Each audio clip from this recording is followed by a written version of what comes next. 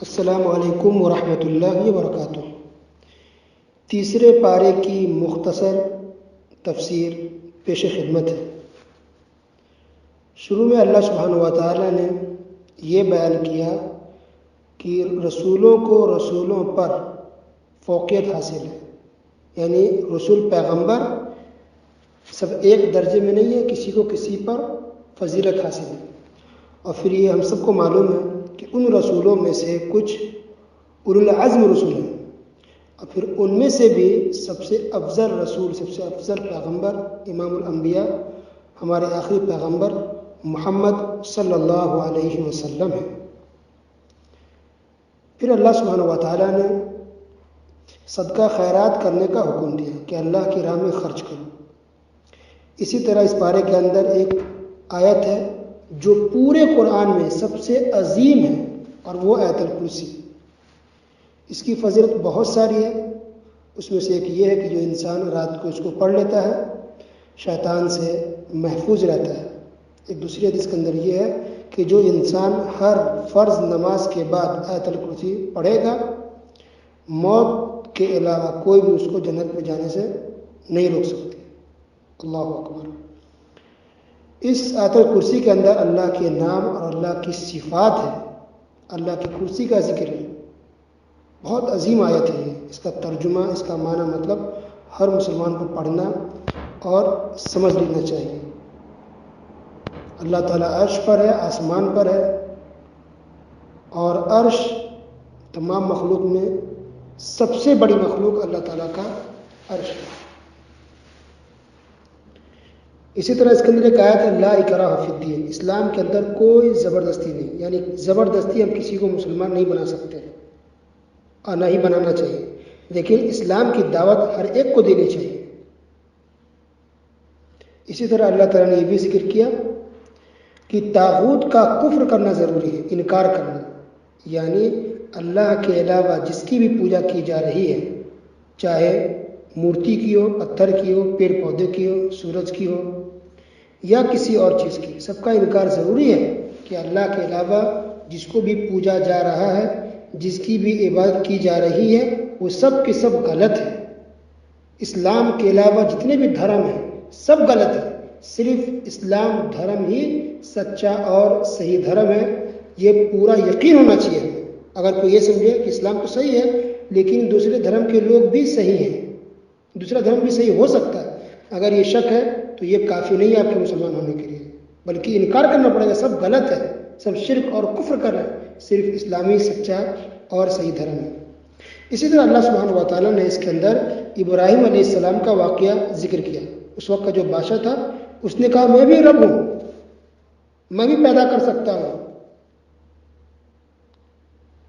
تو ابراہیم علیہ السلام نے اس سے کہا کہ ٹھیک ہے، تم اپنے آپ کو رب ہونے کا دعویٰ کرتے ہو تو مغرب سے سورج نکال کر کے دکھا دو۔ سورج مشرق سے نکلتا ہے، مغرب میں ڈوبتا ہے، یعنی پچھم میں۔ تو ابراہیم علیہ السلام نے کہا کہ تم مغرب سے سورج نکل کے دکھا دو۔ تو پھر وہ ہکا بکا رہ گیا، حیران رہ گیا، اور اس کی بولتی بند ہو گئی۔ اسی طرح سے اس کے بعد اللہ تعالیٰ نے دو واقعہ بیان کیا ہے اس بات کے لیے کہ اللہ تعالیٰ موت دینے کے بعد زندہ کرتا ہے اور زندہ کرے گا۔ قیامت کے دن سب کو اللہ زندہ کرے گا، مرنے کے بعد سب کو زندہ ہونا ہے۔ اس بات کے لیے دو واقعہ اللہ نے پیش کیے۔ پہلا واقعہ یہ کہ ایک آدمی گزرا ایک ایسی بستی سے جس کے سارے لوگ مر گئے تھے۔ اس آدمی نے کہا کہ تو مر چکے ہیں، اللہ اس کو کیسے زندہ کرے گا؟ تو اللہ تعالیٰ نے اس کو بھی موت دے دی۔ 100 سال تک وہ آدمی مرا رہا، اس کو اللہ نے زندہ کیا۔ اس کو اللہ نے پوچھا تم کتنے سال تک مرے رہے؟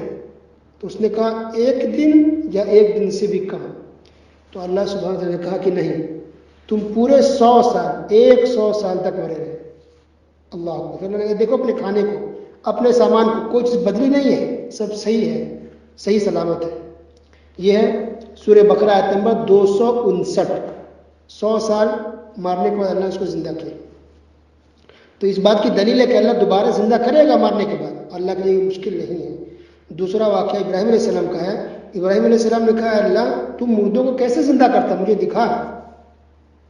تو اللہ تعالیٰ نے کہا 4 پرندے کو لے لو، اس کے ٹکڑے ٹکڑے کرو اور الگ الگ پہاڑوں پر ڈال دو، پھیلا دو، اور تم اسے آواز دو، دیکھو سب اچانک فوراً تمہاری آواز پر دوڑتے چلے آئیں گے۔ یہ سورہ بقرہ آیت نمبر 260۔ تو اس سے یہ بھی دلیل اس بات کی ہے کہ اللہ تعالیٰ مار کر کے، وفات دے کے، انتقال کر کے دوبارہ بالکل آسانی سے زندہ کر سکتا ہے، اور مارنے کے بعد سب کو اللہ تعالیٰ دوبارہ زندہ کرے گا اور اپنے اپنے اعمال کا حساب لوگوں کو دینا پڑے گا۔ اسی طرح اس کے بعد اللہ تعالیٰ نے اللہ کی راہ میں خرچ کرنے کا ذکر کیا، صدقہ خیرات، اللہ کی راہ میں خرچ۔ تو اس تعلق سے صدقہ خیرات کیا جائے، اللہ کی راہ میں خرچ کیا جائے، ایک آیت میں نہیں، تقریباً 10 آیتوں میں اللہ نے بیان کیا۔ اللہ اکبر۔ تیسرے پارے کی شروعات میں تقریباً 10 آیتوں میں اللہ نے صدقہ خیرات، اللہ کی راہ میں خرچ کرنے کا بیان کیا ہے۔ صدقہ خیرات کیا ہے؟ پیسہ آپ خرچ کریں، کپڑے بانٹیں غریبوں میں، کوئی زمین وقف کر دے، کوئی گھر وقف کر دے، اللہ کی راہ میں دے دے، کوئی کھانے پینے کا سامان بانٹے، یہ ساری چیزیں اللہ کی راہ میں خرچ کرنا۔ اور اللہ کی راہ کیا ہے؟ مسجد ہے، مدرسے ہے، غریب ہے، فقیر ہے، مسکین ہے، محتاج ہے، کوئی بھی ہو، جو بھی ضرورت مند ہے اس کو آپ دیتے ہیں اللہ کی راہ میں ثواب کے لیے، اللہ کو خوش کرنے کے لیے، یہ سب اللہ کی راہ ہے۔ اس کے بعد اللہ تعالیٰ نے مثال بیان کی کہ جو انسان اللہ کی راہ میں خرچ کرتا ہے اس کی مثال ایک دانے جیسی ہے جس سے 7 بالیاں نکلے اور ہر بالی میں 100 دانے ہوں۔ اللہ، اور یہ مثال ہے اللہ کی راہ میں خرچ کرنے والوں کی۔ گویا کہ ایک انسان اگر خرچ کرتا ہے 1 روپیہ تو گویا 700 روپے خرچ کرنے کے برابر ہے۔ تو اللہ نے قرآن میں کئی جگہ بہت سی چیزوں کے اللہ نے مثالیں بیان کی ہیں اور مثالیں بیان کر کر کے لوگوں کو سمجھایا ہے۔ اسی طرح اس بات سے اندازہ ہوتا ہے جیسے مردے کو اللہ زندہ کرتا ہے، اللہ نے اس کے لیے دلیل دی، حالانکہ اللہ سبحانہ و تعالیٰ سے کہہ دے تو کافی ہے کہ ہم زندہ کریں، ہم نے مان لیا، پھر بھی اللہ نے دلیل دیا، سمجھایا۔ اس سے پتہ چلا کہ آج بھی اگر کسی مسئلے کے لیے اگر کسی سے دلیل مانگی جائے تو اس کو دلیل دینی چاہیے۔ یہ نہیں ہے کہ تم کون ہوتے دلیل مانگنے والے، کیا تمہیں مجھ پر بھروسہ نہیں، یقین نہیں؟ آپ کو پورا حق ہے کہ آپ شریعت اور دین کے معاملے میں کسی سے آپ دلیل مانگے، اس کے بارے میں جانیں کہ ان کا عقیدہ کیا ہے، تعلیم کہاں سے ہے، کیا پروف ہے مسئلے کی، کیا دلیل ہے، حدیث قرآن میں کیا لکھا ہوا ہے، یہ مانگنے کا، ڈیمانڈ کرنے کا پبلک کو، عوام کو پورا حق ہے۔ اس کے بعد جب اللہ تعالیٰ نے صدقہ خیرات کا بیان کیا کہ اللہ کے راہ میں خرچ کرو، تو اللہ تعالیٰ نے یہ بھی بیان کیا کہ صدقہ کرنے کے بعد، خرچ کرنے کے بعد احسان مت جتلانا، احسان مت جتلانا، یہ آیت نمبر 262 میں بیان کیا۔ پھر اللہ نے آگے کہا کہ احسان جتلا کر کے اپنے صدقہ کو برباد مت کرو۔ اللہ اکبر۔ یا ایھا الذین آمنوا لا تبطلوا صدقاتکم بالمن والاذی، آیت نمبر 264۔ اس سے پتہ چل رہا کہ اگر آپ غریب کو، مسکین کو پیسے دیں، خرچ کریں اور احسان جتلا دیں یا تکلیف دیں، ٹال مٹول کریں، پریشان کریں، دوڑائیں ان کو، تو اس سے آپ کو ثواب ہو سکتا ہے کہ نہ ملے اور آپ کا یہ برباد ہو جائے یہ اعمال۔ نبی کریم صلی اللہ علیہ وسلم کی ایک حدیث بھی ہے، صحیح مسلم کی روایت ہے، قیامت والے دن 3 آدمیوں سے اللہ تعالیٰ کلام نہیں کرے گا، بات نہیں کرے گا۔ ان میں سے ایک ایسا شخص ہوگا جو احسان دنیا میں جتلاتا تھا۔ اللہ اکبر۔ اسی طرح کی آیت یہ ہے، اللہ نے کہا کہ شیطان تمہیں فقیری سے دھمکاتے ہیں، فقر و فاقہ، غریب ہو جاؤ گے، مسکین ہو جاؤ گے، اس کا وعدہ دلاتے رہتے ہیں، دل میں ڈر اور خوف ڈالتا رہتا ہے شیطان، اور بے حیائی کا بھی شیطان حکم دیتا ہے۔ اس لیے انسان کو ڈرنا اور گھبرانا نہیں چاہیے، رزق دینے والا اللہ سبحانہ و تعالیٰ ہے۔ اس کے بعد اللہ تعالیٰ نے سود کا بیان کیا، سود بیعت۔ آپ کو پتا ہے کہ سود بیعت کتنا حرام ہے، اسلام کتنا بڑا گناہ ہے۔ سختی سے اللہ نے منع کیا کہ کوئی بھی انسان، کوئی بھی مسلمان سودی لین دین نہ کرے، حرام قرار دیا۔ اس کے بعد اللہ نے کہا کہ کسی کو پتہ چل گیا یہ حرام غلط ہے، اس کے باوجود بھی اگر وہ حرام کی طرف آتا ہے، سودی لین دین کرتا ہے، فَأُولَٰئِكَ أَصْحَابُ النَّارِ هُمْ فِيهَا خَالِدُونَ، ایسے لوگ جہنمی ہیں اور ہمیشہ جہنم میں رہیں گے۔ سورہ بقرہ آیت نمبر 275۔ اللہ اکبر۔ اور نبی کریم صلی اللہ علیہ وسلم کی حدیث بھی ہے مستدرک حاکم کے اندر کہ سود کے 73 یا 70 سے زیادہ درجات ہیں، اس کے دروازے ہیں، اور سب سے کم گناہ اس کا یہ ہے أَن يَنْكِحَ الرَّجُلُ أُمَّهُ کہ آدمی اپنی ماں سے زنا کرے. استغفر اللہ. یہ سود کا گناہ ہے، سود کھانے کا، کھلانے کا. لعن اللہ آکل الربا وموکلہ وکاتبہ وشاہدہ. جو سود کھاتا ہے یا کھلاتا ہے، لیتا ہے یا دیتا ہے، یا اس میں جو بھی ہیلپ کرتا ہے، سب پر اللہ کی لعنت اور پھٹکار. اس کے بعد اللہ تعالیٰ نے قرض کا بیان کیا. قرض جب لوگ لین دین کرو قرض تو اس کو لکھ لیا کرو. پورے قرآن میں سب سے بڑی آیت یہ قرض کے بارے میں، ادھار لین دین کے بارے میں. اس کے بعد سورہ بقرہ کی سب سے جو آخری 2 آیت ہے جو مشہور ہے، آمن الرسول اور لا یکلف اللہ نفسا. سورہ بقرہ کی آخری 2 آیتیں ایسی ہیں جو نبی کریم صلی اللہ علیہ وسلم کو اس وقت دی گئی جب معراج پر گئے تھے، آسمان پر گئے تھے رسول اللہ صلی اللہ علیہ وسلم. یعنی معراج کے موقع پر آسمان پر سورہ بقرہ کی آخری 2 آیتیں نبی کو دی گئی. اللہ اکبر. اس کی بہت ساری فضیلت ہے. اس میں سے یہ بھی ہے کہ نبی صلی اللہ علیہ وسلم سونے کے وقت ان آخری 2 آیتوں کو پڑھتے تھے. اسی طرح ان 2 آیتوں کے ذریعے جادو کا علاج بھی کیا جاتا ہے، اور بھی بہت سے موقعوں پر سورہ بقرہ کی آخری 2 آیتوں کو پڑھا جاتا ہے. تو اس طرح سے سورہ بقرہ کی مختصر تفسیر ختم ہوئی. اس کے بعد ہے سورہ آل عمران. سورہ آل عمران کی بہت فضیلت ہے. اس میں سے کہ یہ ہے نبی کریم صلی اللہ علیہ وسلم نے ارشاد فرمایا قیامت کے دن یہ سورہ آل عمران جو انسان پڑھے گا قیامت کے دن اس پر سایہ بن کر کے آئے گا. اللہ اکبر. اور اسی طرح سے یہ بھی ہے کہ قیامت کے دن یہ آدمی کے لیے سفارش کرے گا. سورہ آل عمران یہ اس کی فضیلت ہے. آل عمران، عمران نام ہے، آل مطلب عمران کے گھر والے یا عمران کے خاندان والے، گھر والے. تو اس لیے کہ آل عمران کے گھر والوں کا اس صورت میں بیان ہوا، اس کا واقعہ پیش کیا گیا ہے. اس لیے سورت کا نام سورہ آل عمران رکھا گیا ہے. یہ سورت مدنی ہے، اور اس سورت کے شروع سے لے کر آیت نمبر 83 تک کا تعلق اس سے ہے کہ نبی کریم صلی اللہ علیہ وسلم کے پاس نجران سے کرسچن کا ایک وفد، عیسائیوں کا وفد آیا. یہ سن 9 ہجری کا واقعہ ہے. اور اس عیسائی نے آ کر کے نبی کریم صلی اللہ علیہ وسلم سے بحث کی، بہت زیادہ گفتگو کی، بات کی، بحث و مباحثہ بھی کیا عیسیٰ علیہ السلام کو لے کر کے، اور بہت سے غلط عقیدے بیان کیے. تو پیارے نبی صلی اللہ علیہ وسلم نے اس کی تمام باتوں کا جواب دیا. بات آگے بھی بڑھی، بہت ناراضگی بھی ہو گئی. تو اللہ عز و جل نے یہ آیت اور یہ صورتیں نازل فرمائی، اور اس کا جواب دیا گیا کہ عیسائیوں، کرسچن، تم جو غلط عقیدے رکھتے ہو عیسیٰ علیہ السلام کے بارے میں سب غلط ہے، اور صحیح بات یہ ہے جو قرآن میں بیان کیا جا رہا ہے. ٹھیک ہے. تو سورہ آل عمران کے شروع سے لے کر آیت نمبر 83 تک جو ہے وہ اسی پس منظر میں ہے. تو گویا کہ یہ سورہ آل عمران سن 9 ہجری میں نازل ہوئی. اس کے اندر اللہ سبحانہ نے بہت ساری باتیں بیان کی ہیں، جس میں سے مختصراً یہ بات ہے. نمبر 1، اللہ نے کہا کہ کچھ چیزیں ایسی ہیں جس کی محبت انسان کے دلوں میں ڈال دی گئی ہے، جیسے عورت کی محبت، اولاد کی محبت، سونے چاندی کی محبت. ٹھیک ہے. اور نبی کریم صلی اللہ علیہ وسلم کو عورت، خاتون بہت پسندیدہ بھی تھی. حبب الی النساء والطیب، مسند احمد کی روایت ہے، نبی کریم صلی اللہ علیہ وسلم نے کہا کہ مجھے عورت اور خوشبو بہت پسند ہے.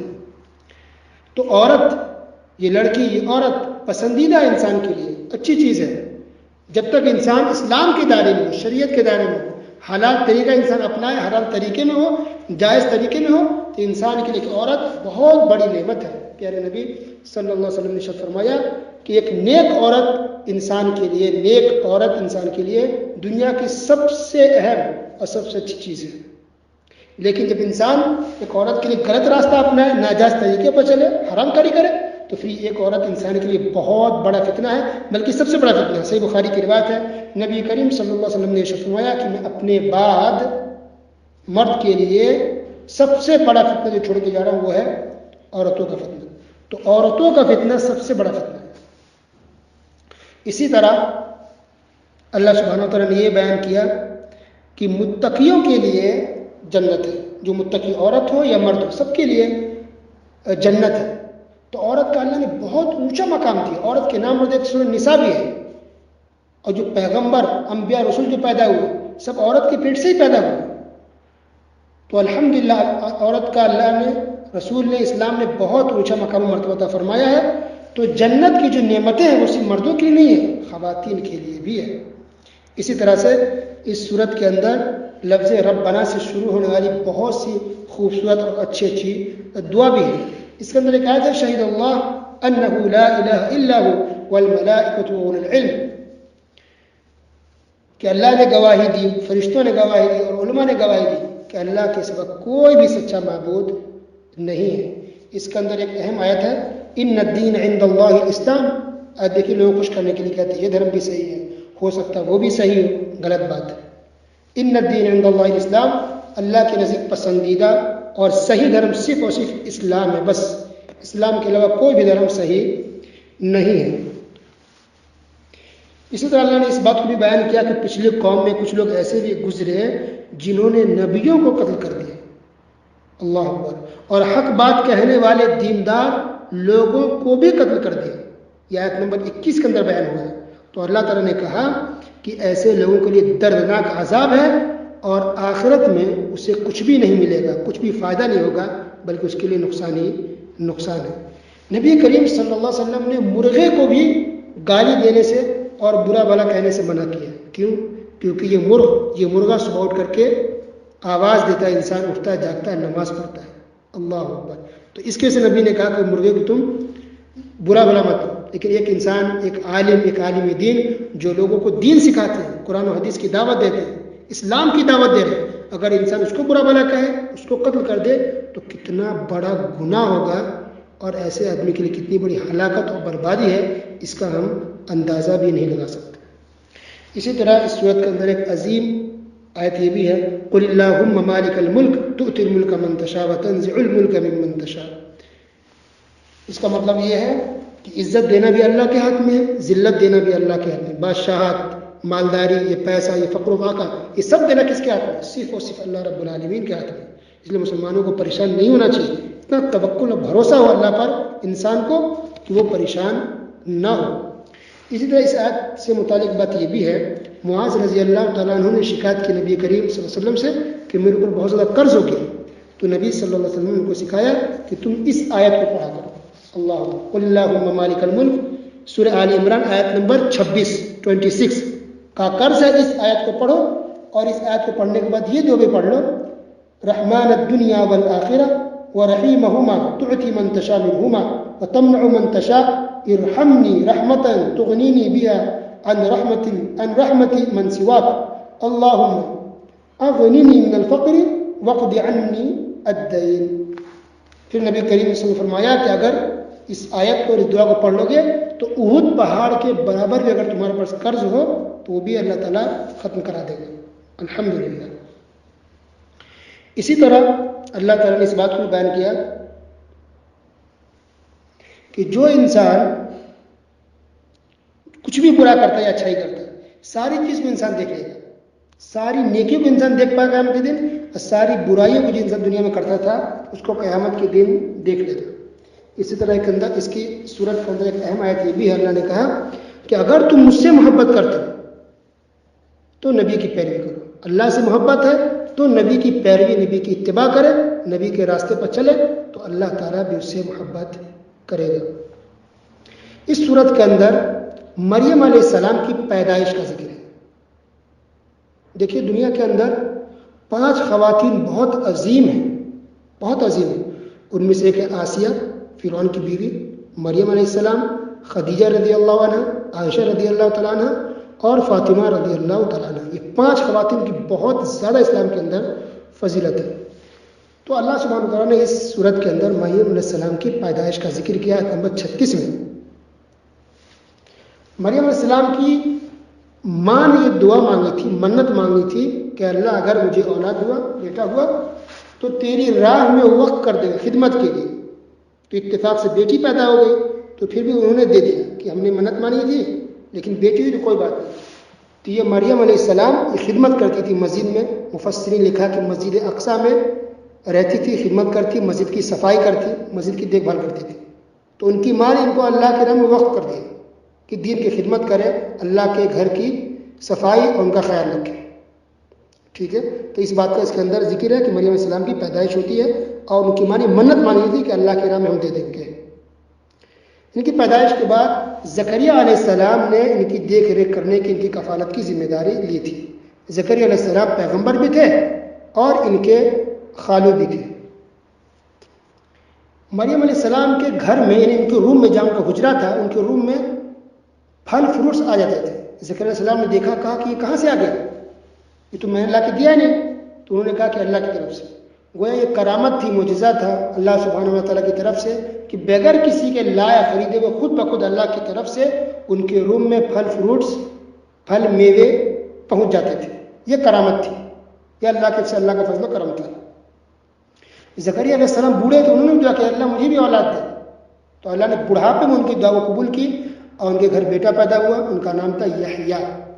تو یحییٰ علیہ السلام اور عیسیٰ علیہ السلام دونوں ایک ہی زمانے کے تھے، لیکن یحییٰ علیہ السلام تھوڑے ان سے بڑے تھے۔ اس واقعہ کو بیان کرنے کا مقصد یہ ہے کہ اللہ سبحانہ و تعالیٰ نے کہا کہ نبی کریم صلی اللہ علیہ وسلم سے کہ اس واقعے کے وقت، یعنی مریم علیہ السلام پیدا ہوئی، اس واقعات ہوئے، زکریا علیہ السلام نے ان کی کفارت کی، سارے واقعات، آپ تو اس وقت نہیں تھے، یہ تو کافی پہلے کا معاملہ ہے، تو کیسے آپ کو پتہ چلا؟ ضرور اللہ نے بتایا کہ ذریعے بتایا، اس کا مطلب آپ نبی ہیں، اللہ آپ کو بتا رہا ہے۔ تو نبی کی نبوت کو ثابت کرنے کے لیے، رسالت کو ثابت کرنے کے لیے یہ واقعہ بتایا گیا ہے۔ اس سے اچھا اسے بھی پتہ چل رہا ہے کہ گویا کہ نبی صلی اللہ علیہ وسلم عالم الغیب نہیں تھے۔ عالم کہتے ہیں نبی پیغمبر عالم الغیب تھے، پتہ چلا کہ عالم الغیب نہیں تھے، خود اللہ کہہ رہا کہ آپ تو وہاں پر نہیں تھے، اس واقعے کے وقت نہیں تھے، آپ وہاں حاضر ناظر نہیں تھے، یہ تو اللہ نے آپ کو پتا، اس لیے اب یہ واقعہ آپ یہاں مسلمانوں کو یا کافروں کو سامنے پیش کر رہا ہے کہ دیکھیے یہ کیا معاملہ ہے۔ تو نبی عالم الغیب نہیں تھے، جب تک اللہ انہیں نہیں بتاتا انہیں کسی بات کا بھی علم نہیں ہوتا تھا۔ عالم الغیب صرف اور صرف اللہ رب العالمین ہے۔ اسی طرح اللہ تعالیٰ اس صورت کے اندر عیسیٰ علیہ السلام کے معجزے کا بھی ذکر کیا، یعنی مختلف پیغمبروں کو اللہ نے الگ الگ طرح کے معجزے دیے تھے۔ موسیٰ علیہ السلام کا معجزہ الگ ڈھنگ کا تھا، نبی کریم صلی اللہ علیہ وسلم کا معجزہ الگ طریقے کا تھا، اور عیسیٰ علیہ السلام کا معجزہ الگ طریقے کا تھا۔ تو عیسیٰ علیہ السلام کو جو اللہ نے معجزہ دیا وہ علاج سے متعلق تھا، میڈیکل علاج۔ تو بڑے بڑے ڈاکٹر جو اس وقت میڈیکل کا بہت رواج تھا عیسیٰ علیہ السلام کے زمانے میں، بہت لوگ علاج کرتے، بہت شہرت تھی اس وقت۔ تو بڑے بڑے ڈاکٹر جس بیماری کا علاج نہیں کر پاتے تھے، عیسیٰ علیہ السلام اللہ کے فضل اور اللہ کی توفیق سے وہ علاج کر دیتے، وہ آدمی ٹھیک ہو جاتا تھا۔ جس کو برس کی بیماری، سفید بیماری ہوتی، عیسیٰ علیہ السلام اس کو ٹھیک کر دیتے۔ کسی کو کوڑ کی بیماری ہوتی، اللہ کی توفیق سے وہ بیمار انسان بھی ٹھیک ہو جاتا تھا۔ مردے کو زندہ کر دے اللہ کے حکم سے، اللہ کے حکم سے۔ یہ معجزہ تھا، بس ہمارا کسی کے اندر طاقت نہیں ہے، تو یہ معجزہ تھا۔ اسی کو کچھ بدعتیوں نے کیا لے لیا کہ دیکھو پیغمبر علیہ السلام، یہ عیسیٰ علیہ السلام جس کو ہاتھ لگاتے وہ ٹھیک ہو جاتا تھا۔ آج بھی جو بعض بزرگ ایسے جس کو چاہے ٹھیک کر دے، جس کو چاہے پریشانی دور کر دے، یہ غلط بات ہے۔ اللہ نے معجزے دیے تھے ان کی نبوت کو ثابت کرنے کے لیے، رسالت کو ثابت کرنے کے لیے، تاکہ لوگ ان پر یقین کریں، ان پر بھروسہ کریں، اس لیے تھا۔